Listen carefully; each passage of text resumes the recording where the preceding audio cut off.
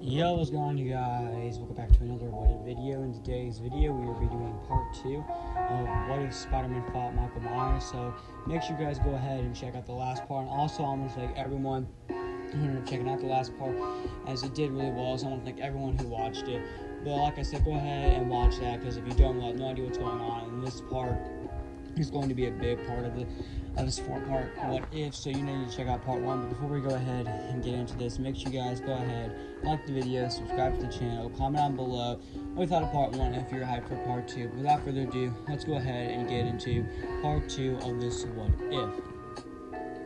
We open up on the Cult of Thorn, aka the worst part of the Thorn trilogy, as they're in the middle of doing some ritual thing, and they're in the middle of talking. All of them are contemplating whether they should betray Fisk or not, because either way, after they get Jamie, they don't really need Fisk anymore. So either way, all they have to do is just get Jamie and kill Dr. Loomis, so they also get Steven, and they don't really need Dr. Loomis, and they don't really need Kingpin anymore. That's all of them are contemplating this.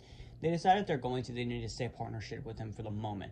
However, unbeknownst to them, some of the Spider Slayers are lurking nearby, and they heard this. And Smythe does alert Fisk. Thus, Fisk is now aware that he might have a betrayal coming. Thus, he ends up telling Smythe to get ready and get Spider Slayers ready just in case, as there'll be no way that their mass serial killer could take down the Spider Slayers. Alongside this, he's also contemplating about breaking out some more villains to guard him.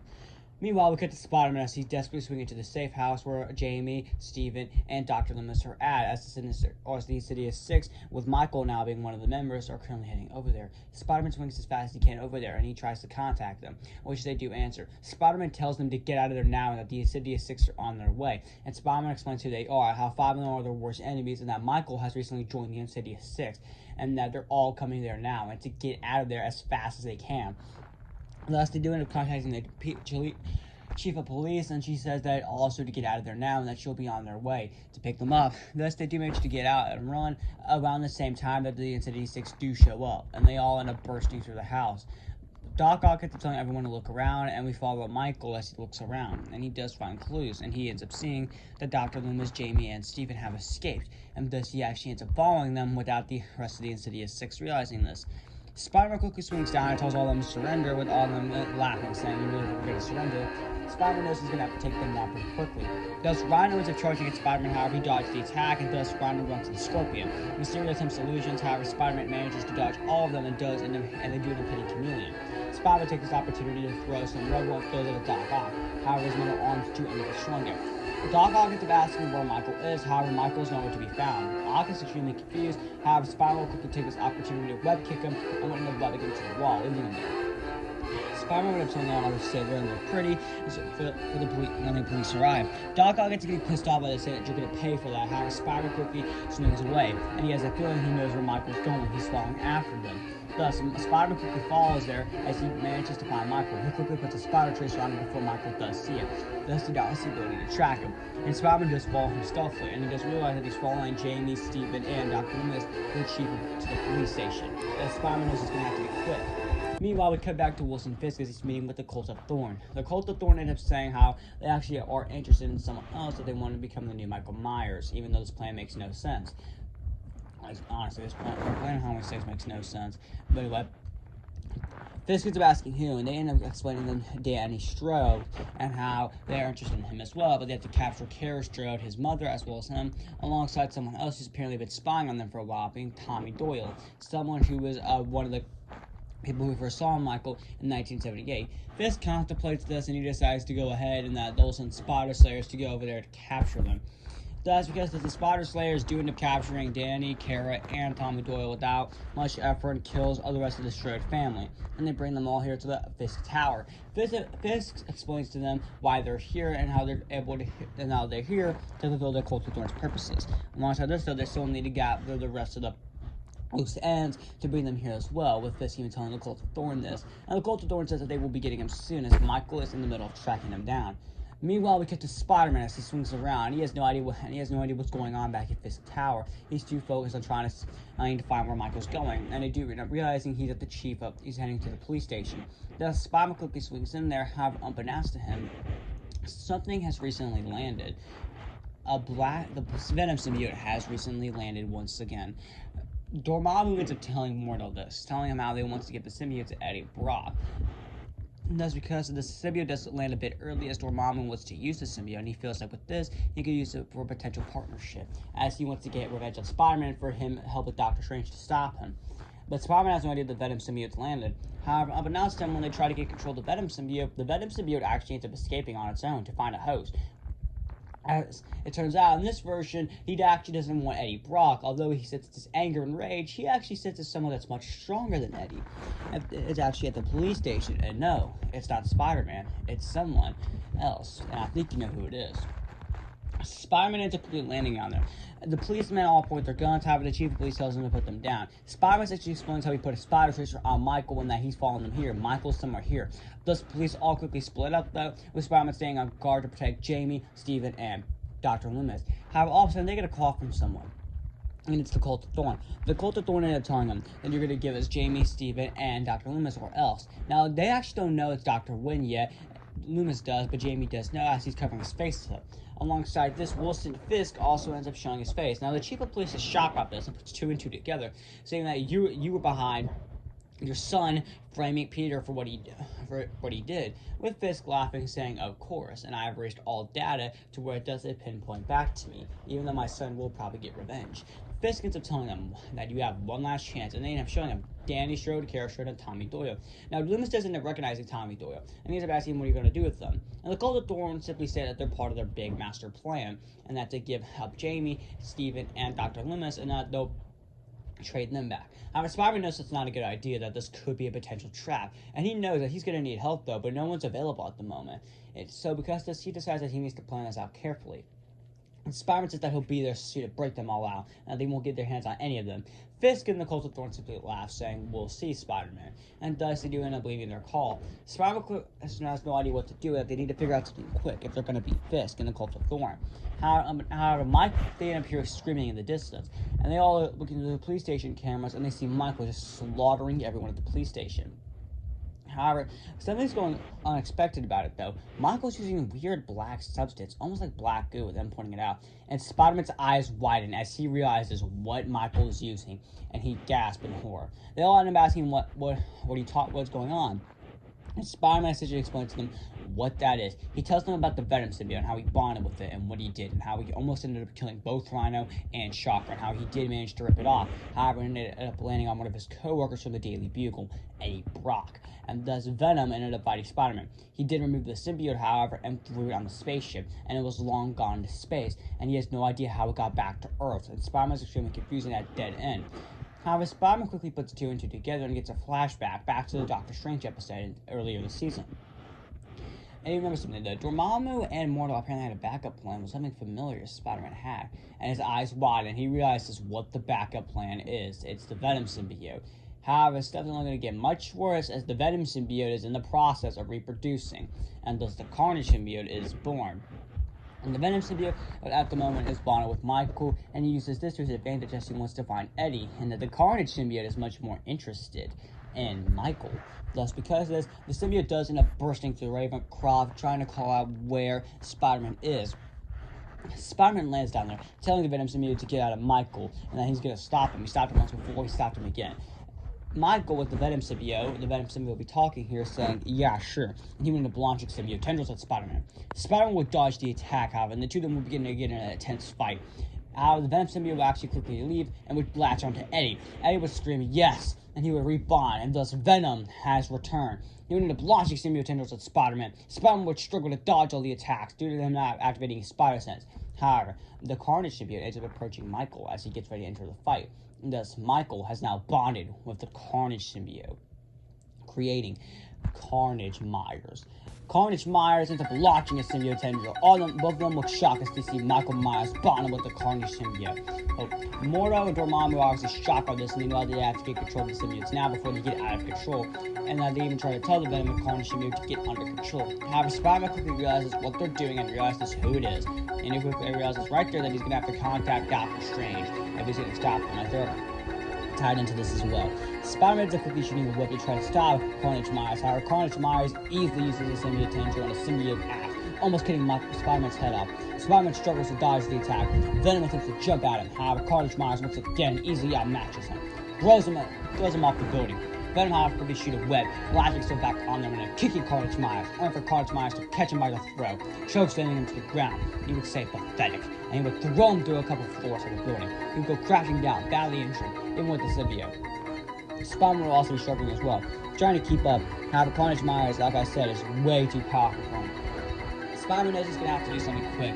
He tells Carnage Myers to give up and that he can't go forever. However, he would simply laugh, saying, really, let's see that. Thus, he would end up launching more symbiote tendrils, symbiote spikes as well. Spider-Man would barely be dodging all the attacks, and every time he tries to hit him from any direction, Carnage Myers knows where he goes. It's the Carnage symbiote can know each direction that Spider-Man's going to attack him.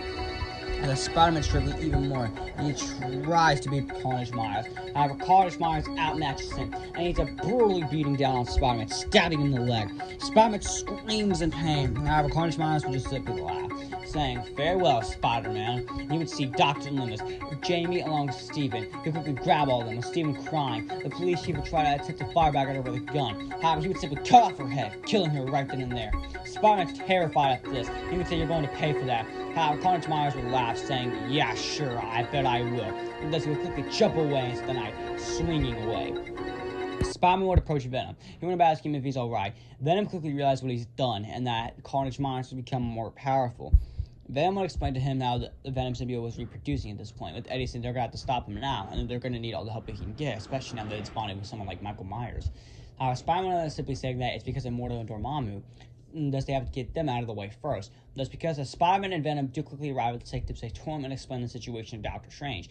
Doctor Strange is, of course, terrified, especially with something like the Carnage symbiote bonding with someone like Michael Myers. With Doctor Strange commenting on how this is going to be very dangerous, and that first they're going to have to get Dormammu and Mordo out of the way if they're going to want to stop them.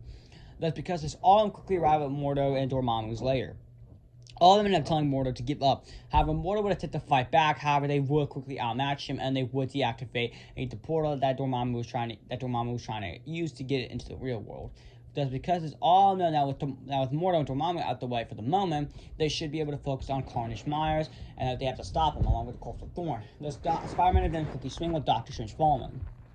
Meanwhile, we get to Carnage Myers as he arrives at Fisk's tower with Jamie, Steven, and Dr. Loomis. He's easily welcomed in, with Dr. Wynn and the Cult of Thorn praising Michael for this, and they said that they probably can use the Carnage symbiote for much more things. Fisk would also end up commenting on this as well, saying that this is perfect, and that he also has a question for Michael. Why did he leave the Insidious Six? As the Insidious Six does end up walking in, and they're kind of pissed at Michael. However, the Carnage symbiote would roar, saying that they did it because they were useless. And Fisk would be shocked by this, saying, okay then. And you saying that you got what you want. Now you have to help me get what I want. Get me the webhead and get him out of my way. However, the Cult of Thorn simply laughs, and that you really thought we were going to help you? No, we were just using you. And they would laugh. However, Fisk would also end up laughing back, saying, oh, that's convenient. I anticipated this. And thus, he ends up putting out sonic waves from the spider sense, and they would begin to fire at Michael. The Carnage symbiote screams in pain as it roars out. All of them are shocked by this, and it tries to destroy the sonic blasters. However, nothing's working, and that the Carnage symbiote quickly gets removed from Michael more and more. Tommy Doyle, Kara Strode, Danny, Dr. Loomis, Jamie, and Steven use this opportunity to quickly escape. Spider-Man, Venom, Doctor Strange do quickly arrive, and Venom does begin to react to it. Thus, they quickly realize that they're escaping. They do end up meeting with all of them, and Spider-Man ends up asking them all if they're okay, which they said they are.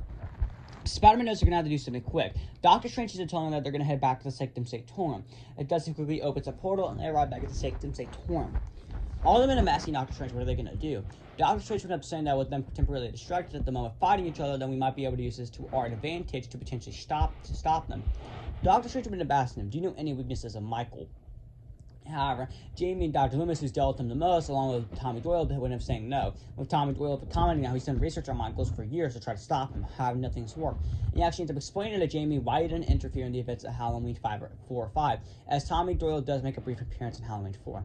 Tommy explains that mental-wise he wasn't ready at the time, but now he realizes that he should have helped, and that she lost her step-parents along with her stepsister and many other people. and that he also feels ashamed that he wasn't able to help her mother more, due to the fact that he saw Michael, with Jamie reassuring him that everything will be alright. However, Karen asked him, why do they want them specifically? Dr. Strange ended up pinpointing out, saying that he thinks he knows why. He explains to them what the Curse of Thorn is and how it must be passed on from generation to many other people, so one family. This way, that family could easily kill. However, the tribe would end up being perfectly fine. As he explains, the tribe would be perfectly fine, and that's how they would reduce the population, as he explains to them the brief history about the Curse of Thorn.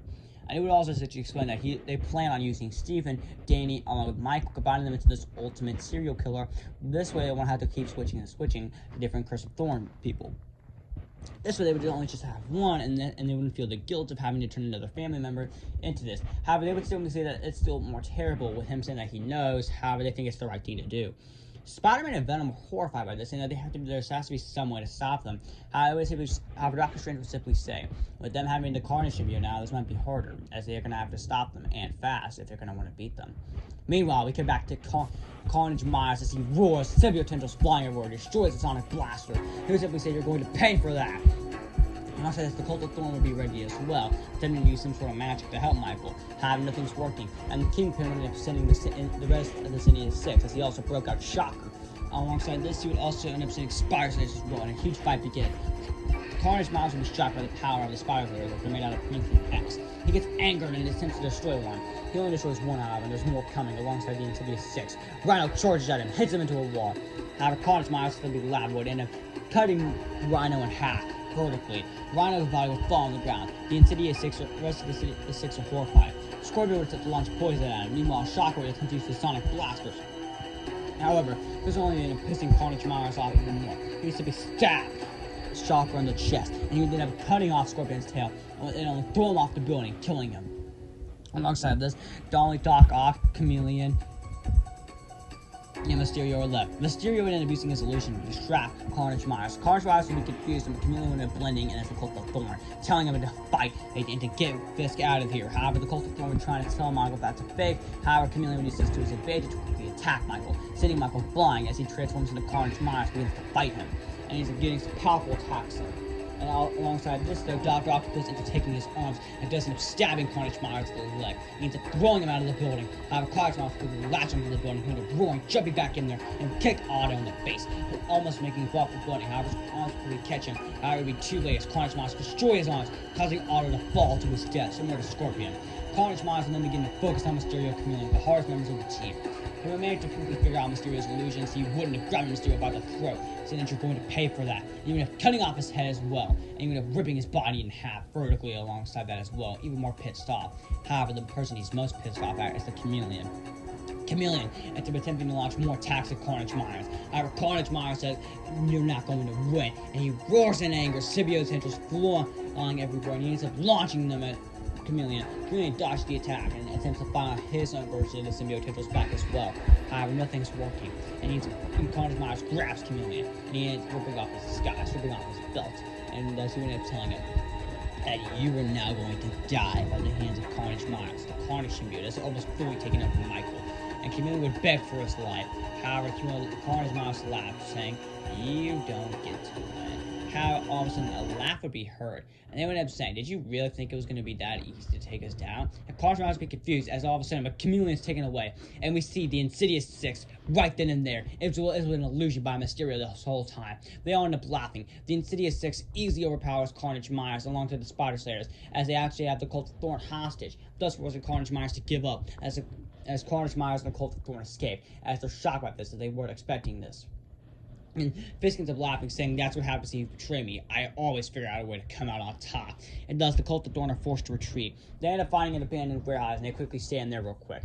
They know they're going to have to do something quick, and they end up setting their original stuff here, saying that they'll temporarily stay here at the moment until they get Jamie along with everyone else back. And they're now angered by Fisk, saying that he's going to pay for that, and that they should have expected that. Maybe they should have said out with this. However, certain someone ended up approaching them. It would be Mordo. Mordo will explain to them that he can make them more powerful alongside Carnage Myers, and that with them working together, they can easily take down Spider-Man alongside Venom and Doctor Strange, and they can get what they want. However, the Cult of Thorn went up saying, really now? And when Mordo explains even more, Carnage Myers simply just cuts off his head, killing Mordo right there. They went up saying that they don't need his help. Dormammu would be angered by this, screaming no, and that he has no way to get into the real world now. But now it's Doctor Strange and Spider-Man and Venom, they have no idea what's going on.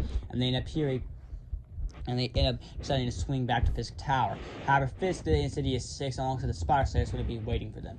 They would end up commenting, telling them hello, and they would end up asking where's the Cult of Thorn. However, Fisk would end up saying that they betrayed him and that he kicked them out, simply. Thus, all of them now realize that they had to look for them. And thus, when they look, they actually end up seeing Mordo's cut off head. Doctor Strange is horrified by this, and they would quickly realize that the Cult of Thorn must have done something. And they end up seeing Carnage Myers, and he roars at them, grabbing them, knocking Doctor Strange, Venom, and Spider-Man out. And they end up taking Doctor Strange's slinger, and they open the portal to see Jamie, Kara, Danny, Tommy Doyle, Dr. Loomis, and Little Steven. And Carnage Myers smiles, saying, well, well, well. Dr. Loomis attempts to fire back with his gun, however, Carnage Myers simply breaks it without even having to try. And he tells Dr. Loomis, you're going to pay for that, and I'm going to have fun killing you. And he grabs all of them with symbiote tendrils. All of them scream no, however, it's too late, as Carnage Myers grabs them and brings them to the Cult of Thorn. And that's where we're going to end. What if Spider-Man fought Michael Myers, part 2. So I hope you all enjoyed this part. Make sure you guys go ahead, like the video, subscribe to the channel, comment down below what you thought of this part, and I'll see you guys in the next one.